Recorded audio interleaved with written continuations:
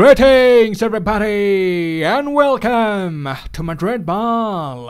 I hope you're having a fabulous day, Madridistas. Real Madrid are champions of Spain. They clinched the 35th La Liga title, and what a way that was to seal the championship. We had a glorious evening, everything fell in place for Real Madrid, Royal Madrid, whatever you want to call them. And you look at the celebration of the players here, they know exactly what a tough job it is to consistently churn out results over the course of 10 months. There were ups and downs, there have been a few minor hiccups, but Madrid always found a way to make a comeback. Even when the things were looking a bit gloomy, the individual quality of this team always came through to help the team thrive, and that is why we must laud the players for the efforts they have put in this season.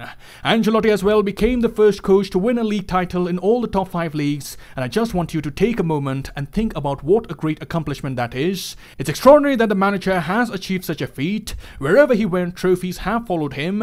In the previous stint with Madrid, he got us the UCL and the Copa del Rey. La Liga was something that was missing from the trophy cabinet of Mr. Ancelotti, and now we can reiterate that Don Carlo is a legendary man who has left a mark in the football world, firstly as a player and now as a manager. So definitely Real Madrid have enjoyed the services of some top quality players and some top coaches who have had the ability to handle the massive egos. The man management aspect is something that many coaches can't get a grip around, and in teams like Real Madrid, handling the dressing room is equally important as handling the tactics on the pitch. And here, if we talk about Ancelotti, to a great extent he has managed to keep the confidence of the big voices in the dressing room intact. Obviously there were a few players who Ancelotti could have handled differently. There is some room for improvement in tactics as well, but overall Ancelotti can be held directly responsible for improvement in the goal scoring tally, and more importantly the meteoric rise of Vinicius Jr., which should not slip under the radar. So in this video we'll do the post-match analysis of Real Madrid versus Espanyol. We'll talk about the important happenings of the game, and without further ado, let's get started. And having a look at the lineup, there was Courtois in goal. In the back four we had Vasquez, Vallejo, Casemiro and Marcelo. In the midfield we had Ceballos, Camavinga and Luka Modric, and up top we had the trio of Mariano, Rodrigo and Asensio. And before doing the analysis, let's quickly do the shout out. Only one of you was able to predict a 4-0 scoreline, and that is why our shout out winner today is Mr. Max, and I congratulate you for having the foresight to be spot on with your predictions. But sharing some thoughts on the starting 11, we had anticipated wholesale changes in the game because Ancelotti very well knows the importance of the game against City. He needs his best players fit and rested for the match, and as a result, some French players got an opportunity to show their qualities. Vallejo had got a start after ages, and assessing his performance, he had a good game against the Catalan Minnows. He made some clearances, was good with one-on-one challenging, played in sync with Casemiro, who to my surprise was played as a centre-back. But about Vallejo, he kept the faith of the manager, made some crucial blocks, and also came up with some good passes to help Madrid in their own half. But coming to the player who had a brilliant outing along the likes of Camavinga and Luka Modric in the midfield, yes, I am talking about Dani Ceballos, and what can we say, the Spaniard was displaying artistic work in the middle of the park. You take a look at this moment in the 56th minute, he executed a perfect nutmeg, drawing the admiration of the Bernabeu crowd, and then again in the 70th minute Ceballos showed some exemplary dribbling to go past numerous opposition players. It was this play which had ended in a goal for Isco, which was later chalked off, but about Ceballos, we can say he was very impressive on the ball. There was a lot to like about his performance. He was industrious, had a good work ethic, he positioned himself well to make some good interceptions, and he also showed the willingness to win the ball back, to recover possession as soon as possible. So thumbs up to Dani Ceballos. He has been making the most of the minutes that he has been getting off late, and I'm pretty sure the directors of the club would be seeing that performance, and they would be making a case to incorporate him in the plans for the upcoming season. And talking about the first half in general, we can say Real Madrid were mostly in control of the game. They didn't really have a lot of trouble and were comfortably knocking the ball around. Mariano had a few chances to put the Los Blancos in front, but finally it was the Brazilian boys who joined the party to send Real Madrid sailing.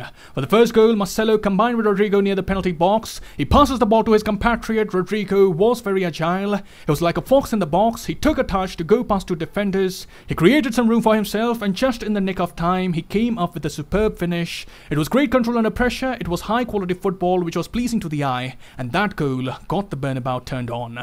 10 minutes later, again two Brazilians would get involved. Mariano this time put in the effort to win the ball near the penalty area. Rodrigo again was lightning quick to charge at the defense. He took a few touches and set himself for the shot. He tricked the keeper into going towards the far post, but very cheekily he shoots the other way, and the celebrations had started after that point. Madrid didn't even need to hit top gear, but they were firmly in control, and Rodrigo again showed that he can be very effective playing on the left. He has definitely grown as a player this season and has taken a stride forward. He scored some crucial goals, but it's a bit unfortunate for him that if he stays next season, he would be having to compete with Vinicius and Mbappe to play on the left, and that may not be an ideal scenario for Rodrigo to walk into. And coming to the second half, I felt like this half was all about getting the big names involved in the title-winning game. Ancelotti introduced the players who have played a key role to drive Madrid to glory. Asensio scored the third from the assist of Camavinga, but after the game was put to bed, the likes of Benzema, Vinicius, Cruz all came on to join the party. Isco as well had a nice cameo coming off the bench. Ancelotti recognizes that this is his last season, and Isco has been a crucial player when Madrid dominated the world in the past years. It was almost like the changes were driven by sentiments rather than tactics, and how fitting it was that the duo, which has been the backbone of the team, came together to score the final goal of the match. Benzema and Vinicius, the best duo in the world at the moment, combined to put the icing on the cake, and we could see the players were enjoying themselves. The crowd was enjoying the stands. Madridistas all around the world were waiting for the final whistle to see the team lift the beautiful La Liga trophy, and there we had two captains, Marcelo and Benzema, walking up the podium to collect the prize. Marcelo became the most decorated player in the history of Real Madrid in the process, and about Benzema, it won't be wrong to say that it was under his leadership, under his guidance, thanks to his goals, that we have been flying high and mighty, and it was good to see the entire team getting involved in the celebration. You could see Camavinga was being encouraged to not be shy and get his moment with the first La Liga title. I'm pretty sure he's going to have many more down the road, but that moment is surely going to etch in his memory for a very long time.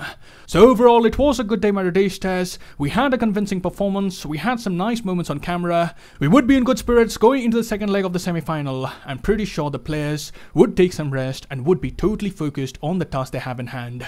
They very well know a slip up in the Champions League is going to leave a sour taste in the mouth of all Madridistas. They have a big job of humbling a great European team, and we would be needing every bit of focus, every bit of passion. We are firmly behind our favorite team, and let's hope the magic of the Bernabeu would be enough to take the Los Blancos over the line.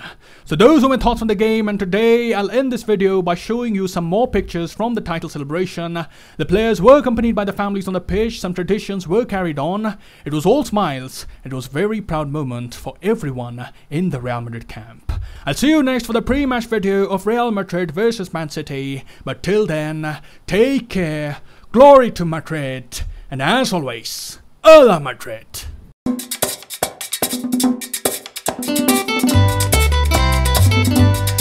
Voy a cantar esta canción con mucho cariño de mi corazón a la República Dominicana, la casa del merengue y la casa de la bachata. Voy a cantar esta canción con mucho cariño de mi corazón a la República Dominicana, la casa del merengue y la casa de la bachata.